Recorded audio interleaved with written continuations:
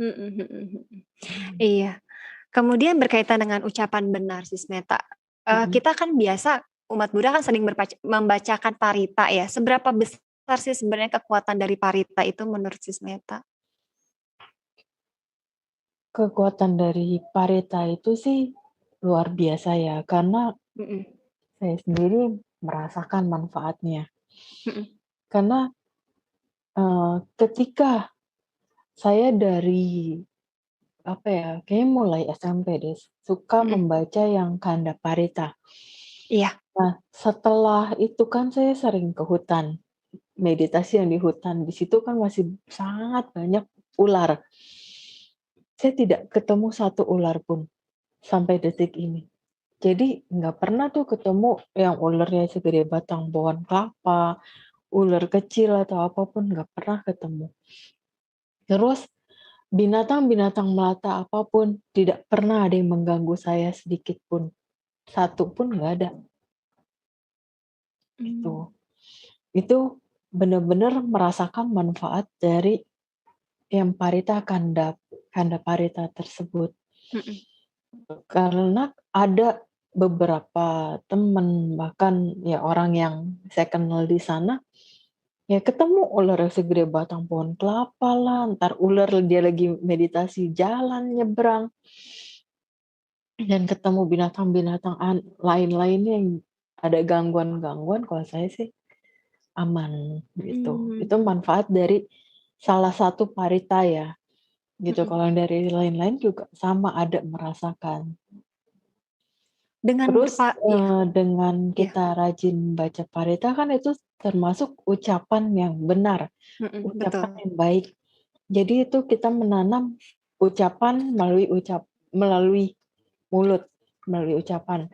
Jadi ketika kita membaca parita atau membaca doa sesuai dengan buku, parita kayak gitu, kita kan fokus dari kata per kata, karena itu melatih pikiran, konsentrasi, juga melatih ucapan. Jadi sekalinya kita menanam karma baik 2 dari Mhm. pikiran dan ucapan. Dan Mhm perbuatan juga termasuk sih, karena kita duduk diam, mhm. fokus melatih. Baik Sis Meta. Berarti, ketika kita misalkan membacakan parita ya, itu Mhm. juga dewa dan dewi juga bisa mendekat ya. Tapi gini Sis, kadang suka ada yang insecure gini, "Aduh suara saya itu nggak bagus, sudahlah saya meditasi aja lah," gitu. Itu gimana ya Sis Meta ya? Itu hanya pikiran. Iya iya. Dewa dan dewi, eee, tidak terpengaruh suara Mhm kita jelek atau bagus, yang mhm. penting fokusnya kita. Oh fokusnya kita. Penting nggak untuk membacakan arti itu Sis? Sebenarnya arti dari parita itu hanya untuk kita pahami. Untuk Mhm kita pahami dan kita bisa praktekkan. Jadi, bacanya pada saat kita baca parita nggak apa-apa, kita bacanya pada saat misalnya kita lagi senggang nih, "Ah, mau baca ah arti-artinya," kayak gitu pun nggak apa-apa. Karena untuk kita paham dari makna parita yang kita baca itu apa. mmm, iya Sis. Saya pernah lihat ini Sis, satu fenomena ya, mungkin ada orang punya altar ya di rumah. Dia rajin sembahyang, tapi tidak membacakan parita, artinya hanya memuja bukan memuja, menghormati, seperti itu Sis. Apakah bisa menghadirkan dari alam-alam yang istilahnya lebih baik gitu Sis? Bisa tidak? Ada aja, karena kadang Mhm. ada dewa yang memang berkaitan dengan keluarga tersebut ya. Oh, Jadi mhm keluarga itu ada punya leluhur yang terlahir di alam dewa dan ternyata dewa itu merasa masih ingin dekat dengan keluarga.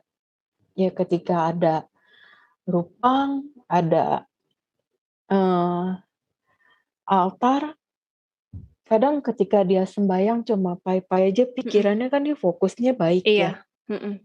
ya datang gitu. Nanti misalkan setelah itu ya dia kadang kembali ke sana. Oh, maka tadi Sis katakan bahwa, dewa dan dewi itu datang juga bisa karena ada karma. Karma yang tadi ya, Sis, ya? Iya, Mungkin ada kondisi. oh, iya benar-benar. Tapi Sis berkaitan dengan parita, bisa nggak ya, kita melimpahkan jasa untuk leluhur misalkan atau seseorang yang meninggal karena kecelakaan, bisa nggak mengkondisikan dia terlahir di alam dewa atau dewi? Bisa Istilahnya atau aja. alam-alam baik? Oh bisa ya, Sis, ya? Karena kan semua balik lagi ke karmanya beliau Mhm, ya, mhm, masing-masing gitu. mhm mhm. Iya, karena saya waktu itu pernah dengar ada seseorang yang cerita bahwasanya dia dulu itu pernah punya anak.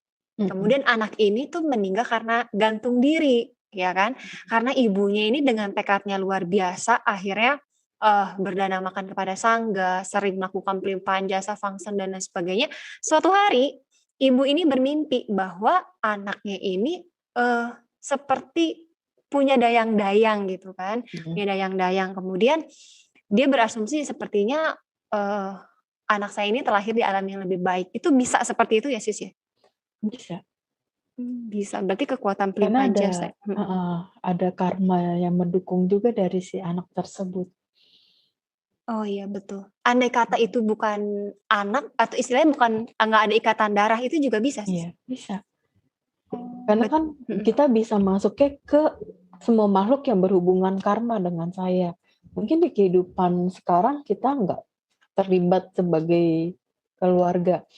Tapi kalau ternyata di lampau kita ada hubungan keluarga, di sekarang kita deket, temen tapi rasa saudara, kan ada yang kayak gitu Iya, tuh. betul betul. Nah itu bisa, Oh karena berarti bisa. ada keterkaitan semua makhluk yang berhubungan karma dengan saya.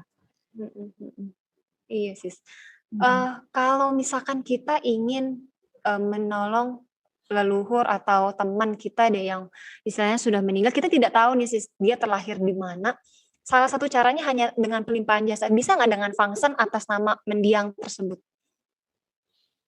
Fungsi dengan atas nama mendiang tersebut Misalnya kita, bisa aja, bertekad ya? Oh bisa? mhm. Mhm Tapi mhm. tetap ada kalanya setelah itu kita bilang, "Semoga jasa kebajikan yang sudah kulakukan ini mengkondisikan almarhum terlahir di alam bahagia." Berarti tidak hanya selalu berkaitan dengan hubungan darah ya, siapapun bisa ya Sis ya? Iya, Maka dari itu ketika kita berparita, kita ucapkan semoga semua makhluk berbahagia. Betul ya, Sis, mhm, ya? Oh iya, iya. baik baik. Kita selanjutnya ke perbuatan benar. Sis Meta menganjurkan perbuatan benar seperti apa ya, yang mengkondisikan kita bisa terlahir di alam yang baik gitu? Gimana Sis Meta? Untuk perbuatan benar yang untuk terkondisi di alam Mhm, yang lebih baik, yaitu seperti misalkan kita menjalankan sila sih.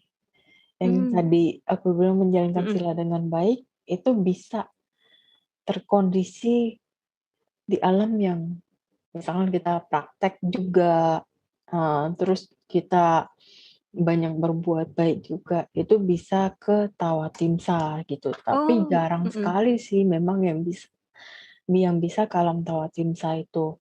mhm. Mhm. Oh jadi praktek sila itu ya? Iya, karena Mhm. kebanyakan orang suka jebol di, sila ketiga dan sila keempat.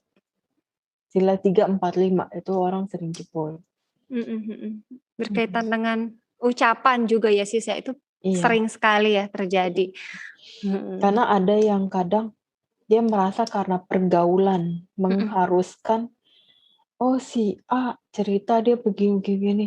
Wah dia kan nggak punya cerita, tapi di mhm. pergaulan itu dia juga gengsi. "Oh kan gua nggak bisa nih begini terus." Ya udah akhirnya dia cerita omong kosong.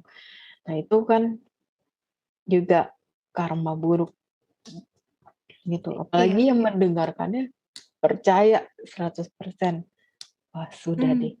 Oh iya, saya jadi ingin bertanya gini Sis, ketika ada seseorang yang ledek-ledekan nih misalkan, Mhm. eee, meledek si A gitu, misalkan si B ini meledek si A, kemudian masuk si B ini tuh cuman baik, "Ah bercanda aja," tapi si A ini merasa tersakiti, sebenarnya yang kena karma buruknya tuh siapa Sis? Si A apa si B? Yang mengucapkan kata yang tidak sepantasnya. Tapi ketika si A ini marah juga malah jadi karma buruk juga ya, Sis, ya? Iya, mhm. Mmm. Walaupun itu, masuknya bisa dibilang karmanya kecil, Mhm. tetep kalau dilakukan berulang, jadi besar juga. Oh, berarti meskipun kita ledek juga harus hati-hati ya? Iya, sebenarnya seperti itu. Heeh. Tapi kalau ledek-ledekan, tapi nggak ada yang tersakiti, tetap ada karmanya nggak ya, Sis, ya? Tergantung kata-katanya sih, Tergantung karena kan katakan. Mhm. kata-katanya pengaruh juga. Mhm mhm. Mmm. Jadi kalau ledek-ledekan harusnya yang baik-baik gitu ya, Sis, ya? "Ih, kamu Ini cantik kalau sekali." ledek-ledekan jarang ada yang baik deh. Iya. Iya sih, bener Kebanyakan bener. lebih mencela. Mhm. Kebanyakan mencela, iya betul betul.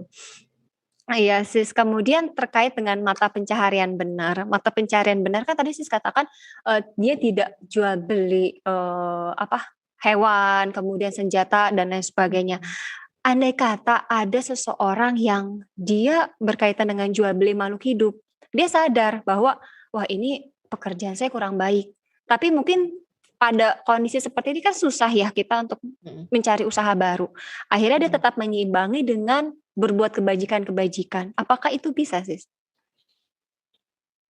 Itu bisa saja, tetapi harus ya dia juga dalam pikiran mendoakan untuk semoga semua makhluk yang memang ini terpaksa harus terjadi berbahagia. Ya kalau bisa dia harus sering lakukan pelimpahan jasa. Mhm. Jadi dia sadari dia melakukan ini bukan karena rasa benci, bukan karena untuk tujuan-tujuan yang tidak baik, tapi untuk kelangsungan hidup. Walaupun sebenarnya itu juga sama ya, mencari pembenaran Mhm. itu. Tapi ya mau gimana, kadang kan namanya kita lagi ngejalanin proses kehidupan ini, sebisa mungkin kalau ada ide usaha lain ya coba jalanin yang lain. Mungkin tetap usaha restoran atau dia yang lebih ke vegetarian atau lebih yang gimana, coba, diimbangin lah. Kalau Mhm. bisa dihindarkan ya lebih bagus.